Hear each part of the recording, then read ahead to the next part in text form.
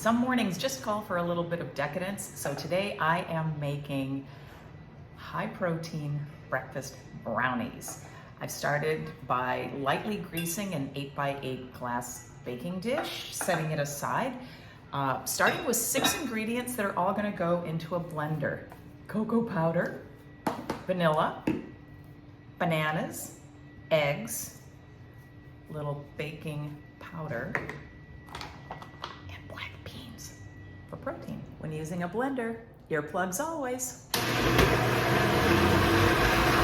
Shit. 1/3 cup chocolate chips getting sprinkled across the top. Now for the white swirly part on top, cottage cheese for protein, vanilla. The recipe calls for stevia, but I'm going old school and using maple syrup.